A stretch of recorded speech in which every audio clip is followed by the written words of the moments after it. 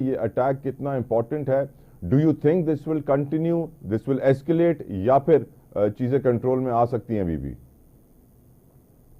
अस्सलाम वालेकुम। वालेकुम अस्सलाम मैं सर। तमाम कौम से जो है वो दुआ की अपील करूंगा कि कम से कम किसी एक में तो गैरत हुई कि उसने एक जो इसराइली रियासती दहशतगर्दी थी जिसको मगरिब की मुकम्मल सपोर्ट और बैकिंग हासिल है, उसके ऊपर कम से कम किसी ने तो जो है वो जो है चुप का रोजा जो है वो तोड़ा। इससे पहले भी 330 मिसाइल जो है वो इस्माइल हानिया की शहादत के बाद दागे गए थे। बाकी तो मैं माजरत के साथ कहूंगा कि हिजड़े ही साबित हुए हैं, और इससे ज्यादा मैं और क्या, इससे कम तर लफ्ज मेरे पास है नहीं। Very true. देखें, हकीकत बात यह है कि आप कहते हैं कि मजलूम कश्मीरी हैं, आप कहते हैं मजलूम फलस्तीनी हैं। खुदारा ये जो ढोंगला और ये ढोंग की बातें ये करना बंद कर दें, क्योंकि मजलूम वो नहीं है, वो तो जहाद कर रहे हैं अल्लाह के रास्ते में, अल्लाह के अहकामात के मुताबिक। मजलूम तो वो हैं जिनके पास हथियार हैं, जिनके पास मईशत है, जिनके पास इस्तात है, जिनके पास फौजें हैं, और वो जो है उसके बावजूद चूड़ियां पहन के बैठे हुए, तो मजलूम तो वो हुए ना। अब दूसरी बात यह है कि ये जो हमला था ये तो होना ही था। इसकी पहले बड़ी वजह यह है कि मैं आज ही ईरानी सफीर से ताजियत के लिए गया था। कमाल यह है कि वहां लबनान के सफीर जो है वो आए हुए थे ताजियत की किताब में लिखने के लिए, यानी कि उनके मुल्क में ने तो इजाजत भी नहीं दी कि वो वहां एक ताजियत ही रख लें। ईरान ने अपना परचम जो है वो सरनगू किया हुआ था। देखें, मतलब मुझे अफसोस है कि ये आखिर कहाँ गई वो एक हो मुस्लिम हरम की पासबानी के लिए। ये तो फिर इकबाल की क्या ये अशार जो थे वो तो बस अखबार गलत थे? अगर वो सही थे, अगर वो दुरुस्त थे, तो ये मुझे बताएं कि बेंजामिन नेतन्याहू जैसा दहशतगर्द जो है, जो कातिल है मासूमों का, आप मुझे ये बताएं, उसने अभी चंद दिन पहले जो उसकी स्टेटेड पॉलिसी आई कि उसने कहा कि ईरान और पाकिस्तान हमारे टारगेट हैं और हमारे लिए खतरा है। ये उसके अल्फाज हैं। आप अगर आज आप नहीं खड़े हुए, यकीन मानिए कि आपको याद है कि जब ये जंग शुरू हुई थी, इसके अवाइल में थी 7 अक्टूबर के बाद 2023, तो मैंने और आपने ये बात की थी टीवी के ऊपर, और मैंने कहा था कि ये जंग फैलेगी खित्ते के अंदर, और मैंने ये भी गुजारिश की थी कि न सिर्फ ये खित्ते में फैलेगी बल्कि ये एक बहुत बड़ा अलाव बन जाएगा जिससे पूरा खित्ता जो है और पूरी दुनिया का अमन जो है वो तकलीफ में आ सकता है। आज आप देख लें, अभी ईरान के ऊपर अगर देखें, अमेरिका ने फौरन क्या किया कि अपनी सलामती काउंसिल की मीटिंग बुला ली। अमेरिका को, जो बाइडेन को क्या यमन में नहीं नजर आया इंसानियत का? क्या उनको जो है गजा के अंदर नहीं नजर आता? कश्मीर के अंदर नहीं नजर आता? क्या अभी जो लेबनान के अंदर दहशतगर्दी हुई वो अमेरिका को नजर नहीं आई? जो एक दहशतगर्द को उन्होंने अमेरिका का वीजा जारी किया और नेतन्याहू वहां आया, जिसको आलमी अदालत इंसाफ ने जो है वो बाकायदा दहशतगर्द करार दिया हुआ है, उसको किसने जो है इजाजत दी कि वो वहां आए और यूनाइटेड नेशन में तकरीर करे और लोगों के जो है वो जज्बात के ऊपर जो है वो जलती हुई तेल का काम करे? ये देखें, इसके ये दुनिया के स्टैंडर्ड बड़े हैं। एक तरफ अमेरिका जो है वो मजम्मत करता है, तो दूसरी तरफ $8 बिलियन की जो है वो एड दे देता है। मसला ये है कि तेल अवीव के अंदर जो है ये हमला हुआ है, इससे बड़ा वाज़े नजर आ रहा है। आप देखें ना टीवी स्क्रीनों पे क्या नजर आ रहा है कि जो उनका आयरन डोम का जो एक ढोंग था वो तो खत्म हो गया। आयरन डोम को तो वो क्रॉस करके तेल अवीव शहर के ऊपर इस टाइम पे आग बरसा रहे हैं। अल्हम्दुलिल्लाह, अल्हम्दुलिल्लाह। मैं अभी सर, हाँ, अभी सुन रहा था, मैं एक शख्स को आप रिपोर्ट कर रहे थे वो इंटरनेशनल मीडिया के ऊपर, वो कह रहे हैं कि 91 की गल्फ वॉर इजराइलियों को याद आ गई है आज। और बट सर एक चीज भी तो है ना, हम ये जानते हैं कि इजराइल के लिए जितना आसान लबनान, गजा और यमन को टारगेट करना था, इतना आसान ईरान को टारगेट करना नहीं होगा। इतना कमजोर नहीं है ईरान जितने ये 3 जगहें थी जिससे पहले टारगेट किया गया। और ईरान भी अगर अटैक करेगा अब्दुल्ला साहब, तो सिर्फ ये 400 मिसाइल की कहानी तो नहीं होगी ना, वो तो फिर मेरे ख्याल से 1 लाख से ऊपर मिसाइल भी दाग देगा। कुछ रहेगा नहीं, क्योंकि हम जानते हैं कि नेतन्याहू का जो आखिरी खिताब था कल का, उसमें वो तो ईरान को कह रहे थे कि मैं आपको जल्दी आज़ाद करवा दूंगा ईरानी लोगों, और हम साथ होंगे, हम एक होंगे, बहुत जल्द, वो वक्त दूर नहीं है। तो जलती पे तेल का काम भी उन्होंने किया है।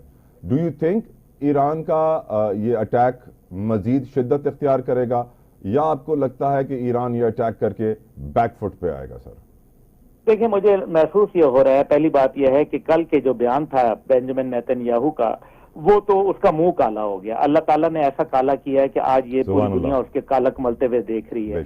अच्छा, अब मसला यहाँ यह है कि दूसरी तरफ ईरान का, देखिए, ईरान का जब बूट्स ऑन ग्राउंड आए, जबकि लबनान के अंदर उन्होंने बकायदा, इसराइल ने इस हद तक आगे पागलपने में गया रियासती दहशतगर्दी को बढ़ाते हुए कि उसने जो अपनी बर्री फौज थी उसको उठा के वहां भिजवा दिया। नतीजा ये हुआ कि इसके ऊपर रिएक्शन तो आना था। और दूसरी बात यह है कि इस टाइम पे जो जज्बात भड़के में हैं, इसराइल ये सोच रहा है कि जो बाइडन है उनके होते होते मैं जो कुछ कर लूं और इस इलाके के अंदर जो है मैं ऐसी थानेदारी करूं कि वो दुनिया देखे। देखें, उन्होंने कहा है कि उर्दन का इलाका उनका है, इसराइल ने, ये उनकी स्टेटेड पॉलिसी है। उसके बाद ये उनके कैनेसेट के ऊपर लिखा हुआ है, जो उनकी नेशनल असेंबली है कैनेसेट, उसके ऊपर बकायदा लिखा हुआ है कि दजला से फरात तक जो है ये जमीन सारी उनकी है। और उसके अंदर वो सऊदी अरब तक जो मक्का और मदीना, खास तौर पे जो ये खैबर का किला है जहां एक आखिरी मार्का हुआ था हजूर पाक सल्लल्लाहु अलैहि वसल्लम की क़यादत के अंदर, वो गजवा जो खैबर था उसके अंदर तक वो खैबर को अपना इलाका कहते हैं, ये उन्होंने बकायदा बताया हुआ है। वो पाकिस्तान के हवाले से अपने मनफी रुझानात और ख्यालात रखते हैं।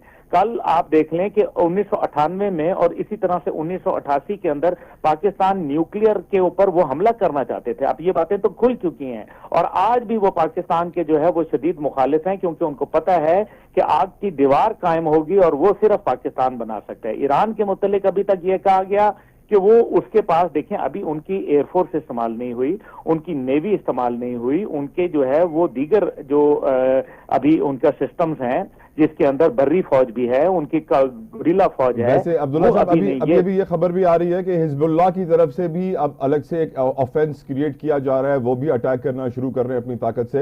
अब सवाल आपसे यही है सर, हम जानते हैं इजराइल का नौकर है अमरीका, अमरीका का नौकर है पाकिस्तान। इससे पहले भी जब वॉर ऑन टेरर शुरू हुई थी sir, make and break situation थी, मुशर्रफ साहब ने अमेरिका का साथ दिया और हमने देख लिया मुल्क का हाल क्या हुआ।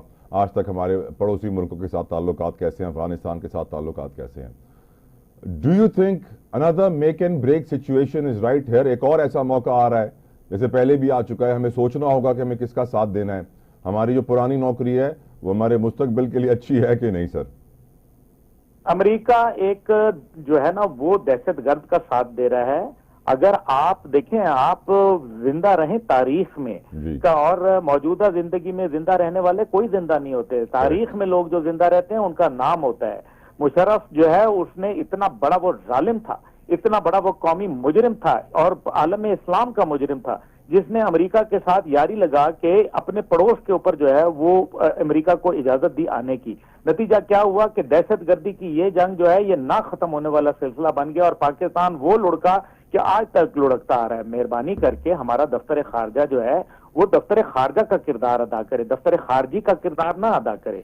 दूसरी बात यह है कि ये बिल्कुल मेक एंड ब्रेक पोजीशन है। अगर पाकिस्तान, अल्लाह करे कि हम दुआ करते हैं कि पाकिस्तान में इतनी गैरत और हमियत जाग जाए और वो अल्लामा के शेर को समझने की कोशिश करें कि गुलामी में काम आती हैं तदबीरें न शमशीरें, जो हो रौक के यकीन पैदा तो कट जाती हैं जंजीरें। देखें, अगर इनको समझेंगे तो हम इंशाअल्लाह ताला पाकिस्तान आलम इस्लाम में नहीं पूरी दुनिया के अंदर मुमताज मुकाम हासिल कर लेगा। हमने तो बहुत ही कमजोर बना लिया, हमने तो ये बता दिया कि जनाब नहीं, मईशत मईशत मईशत, वो भाड़ में गई मईशत। दुनिया का सबसे मकरूज तरीन मुल्क अमेरिका है, 33.3 ट्रिलियन डॉलर का मकरूज तरीन मुल्क है।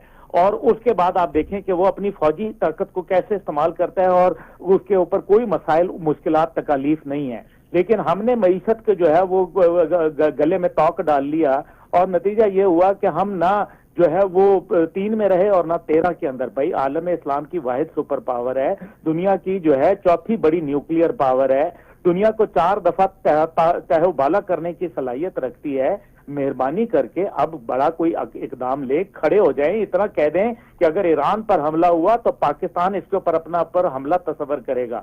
यकीन माने कि मैं आपको बताऊं कि इस खित्ते के अंदर नक्शा ही तब्दील हो जाएगा। इसराइल अगर दुम दबा के ना भाग गया तो मेरा नाम आप तब्दील कर। Sir, beggars are not choosers, ये शहबाज शरीफ के word. Oh please, for god sake, please तला जतोई साहब, प्लीज ये मुझे से ना आप बताएं। आप तो बड़े मोमिन आदमी हैं यार। आप मैं वजीर आजम को कोट कर रहा हूं सर। ये लोग कैसे जो आप बात कर रहे हैं, बिल्कुल मैं एग्री करता हूं, लेकिन how can they do it? Do you expect this from them? आपको लगता है ये कर सकते हैं?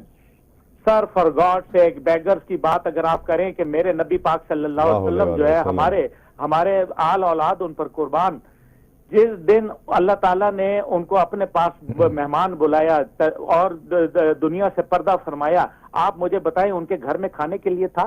चिराग में रोशनी के पैसे थे? क्या उनके पास 2 गज जमीन थी अपनी? तो क्या बात कर रहे हैं? अगर पाकिस्तान जो कांटों के ऊपर जो चलता था, जो शुरू में जिसके मुतालिक कहा गया था कि 3 महीने बाद पाकिस्तान भारत से वापस माफी मांग के घुस जाएगा, वापस रम हो जाएगा, वो पाकिस्तान मईशत के ऊपर था।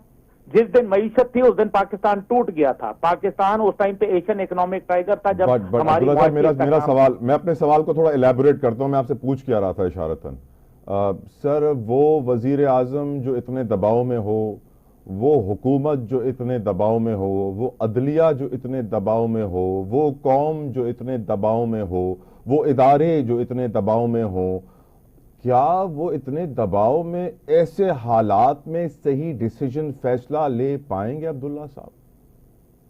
तो दबाव इनके जाती है ना भाई, इनके पैसे बाहर पड़े हुए हैं, इनके बच्चे बाहर हैं, इनके सारे इंटरेस्ट बाहर हैं। इन्होंने मैं क्या, मेरे मुंह से अब मैं टीवी बैन हो जाएगा आपका भी और मेरा भी जो है गिरफ्तारी हो जाएगी। मैं क्या मुंह से बोलूं? आप मुझे ये बताएं, सीधी सी बात है, मैंने आपको बताया ये लोग हमारे नुमाइंदे नहीं हैं। जो जाके अभी मुझे देखें, वजीर आजम साहब ने तकरीर अच्छी की, मैं ये नहीं कहूंगा कि गलत की, तकरीर अच्छी की उन्होंने, लेकिन क्या उनको यूनाइटेड नेशन की तारीफ करनी चाहिए थी?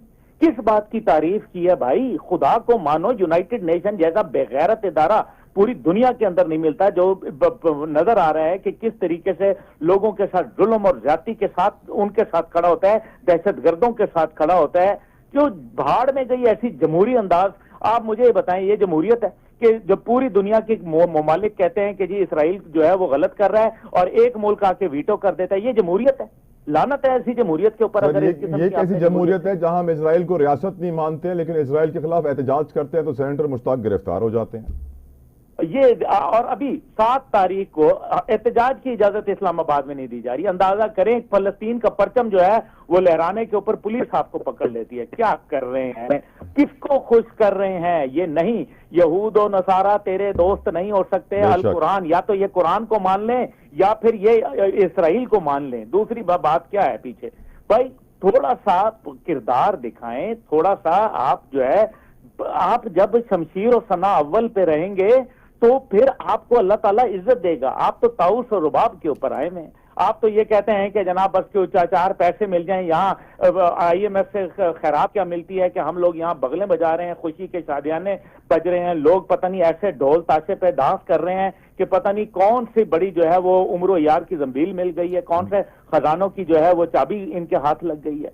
वैसे अब्दुल्ला साहब, एक चीज तो वाज़ेह है, चलें इजराइल को पाकिस्तान से इतना खतरा नहीं होगा अगर वो ईरान से जंग करे, लेकिन अफगानिस्तान से यकीनन कुछ ना कुछ खौफ होगा, जहां अमेरिका भी 20 साल हार कर गया है। देखिए, ईरान के पास, अफगानिस्तान के पास जो सिचुएशन है ना, वो कोई ऐसी नहीं है कि वो वहां जब तक कि वो जमीनी दस्ते जो हैं भिजवाएं तो वो एक और बात है। लेकिन जंग शुरू हुए 1 साल हो गया है। अफगानिस्तान से अभी तक कोई ऐसा मैंने कोई सुना नहीं कि वहां कोई मुजाहिदीन के दस्ते या कोई ऐसे जो फिदाई थे वो गए हों। बहरहाल देखें, फिदाई हमले और दहशतगर्द हमलों में बहुत बड़ा फर्क हुआ करता है। फिदाई हमले अपने मुल्क की इज्जत और नामूस के लिए किए जाते हैं, उसकी हुर्मत के लिए किए जाते हैं, उसकी आजादी के लिए किए जाते हैं, जबकि दहशतगर्दाना हमले वो होते हैं जो TTP करती है।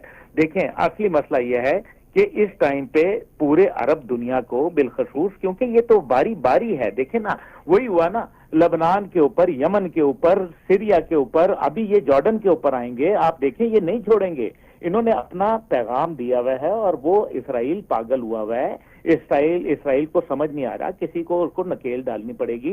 ये एक ऐसा इकदाम है जिसकी बुनियाद के ऊपर कम से कम इसराइल को एक सुबकी का सामना तो करना पड़ेगा ना दुनिया के अंदर। लेकिन अभी अमेरिका मदद क्या करेगा? अगर अमेरिका मदद करेगा, याद रखें कि ये जंग खुदा ना खास्ता कहीं जौहरी की तरफ ना चली जाए, क्योंकि ये जौहरी हथियार ईरान के पास मौजूद हैं, ये दुनिया को मालूम है अच्छी तरीके से।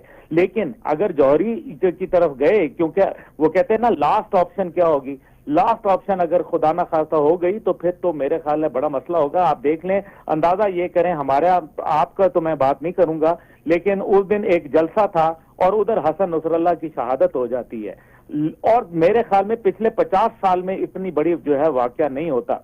और हसन नसरुल्लाह साहब की शहादत के ऊपर हमारा जो है वो यहाँ फोकस तमाम ये था कि जलसे में कितने लोग आए और कितने लोगों को वो क्रेने लेके गए। ओ भाई, ये तमाम की तमाम चीजें, सियासत वगैरह चलती रहेगी।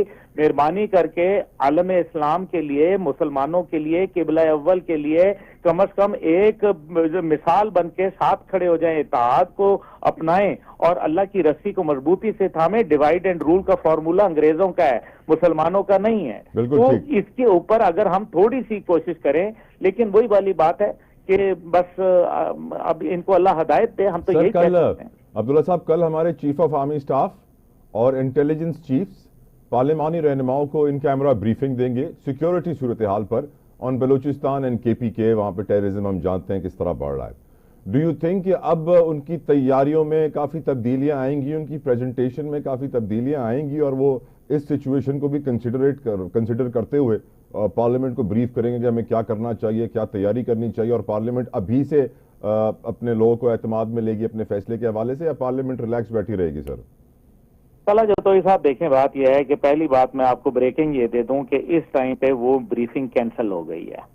जो आर्मी के सरबराह ने और दीगर अहम लोगों ने, शख्सियात ने, जिन्होंने इन कैमरा ब्रीफिंग देनी थी, वो ब्रीफिंग कैंसिल हो गई है। ये बात तो आपको मैं बता दूं। दूसरी तरफ जो है वो बात यह है कि इसके ऊपर बिल्कुल पार्लियामान का फौरी हंगामी इजलास होना चाहिए, बजाय इसके कि अब जो आईनी तरमीम तो फलाने ढिमकाने पे यहाँ आलम इस्लाम जो है उसके ऊपर कुफर का हमला है।